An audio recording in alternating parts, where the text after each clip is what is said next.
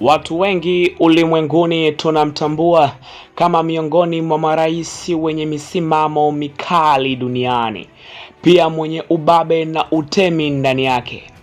Lakini hatujajaribu kutaka kujua maisha yake kiundani. Vladimir Putin aliyezaliwa tarehe 7 mwezi wa 10 mwaka 1952. Kabla hajaingia kwenye siasa, aliwahi kufanya kazi katika kitengo maalum cha kijasusi cha KGB kwa takriban miaka 16 mpaka pale alipoamua kuacha kazi mwaka 1991 na kuanza kujihusisha na masuala ya kisiasa nchini Urusi. Lakini nyuma kidogo, historia inamtaja na kumwelezea Vladimir Putin kama mmoja wa washiriki wa mchezo wa judo. Hata hivyo, pia amefanikiwa kupokea tuzo kadhaa kwenye mchezo huo. Safari yake katika siasa, Vladimir Putin kabla ya kuwa rais wa Urusi aliwahi kuteuliwa kuongoza kitengo cha usalama cha FSB, Federal Security Service, kisha kuwa katibu wa baraza la kiusalama la Urusi mnamo mwaka 1999.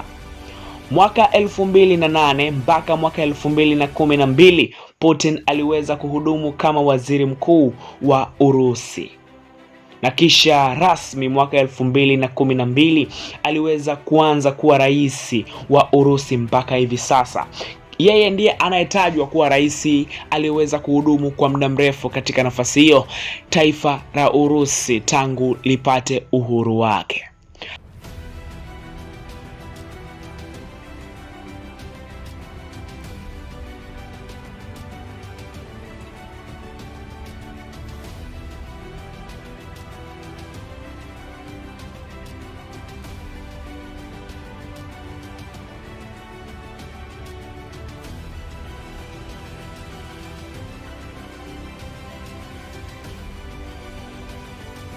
Putin anasifika kwa jeuri, kiburi, utata, utemi na utukutu wa hali ya juu. Kwa lugha rahisi tunaweza kusema ni ukorofi.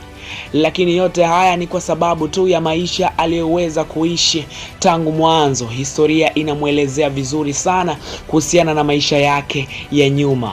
Hivyo yasikushangazi sana matendo ambayo anakuwa anayafanya, hata maamuzi yenye misimamo mikali ambayo huwa anafanya katika nafasi yake ya urais. Kiufupi, maisha ya Putin yana mambo mengi. Kwa lugha rahisi na inayoweza kueleweka, ninaweza kusema Putin ana maisha yaliyokuwa very complicated. Walionielewa basi wamenielewa, na wasionielewa wata comment hapo kwa ajili ya maelezo zaidi. Mimi naitwa Rodney Stewart kutoka hapa Jungle TV International. Tukutane wasaa mwingine na wakati mwingine. Leo nilikuwa na Rais Putin kutoka Urusi. Asante.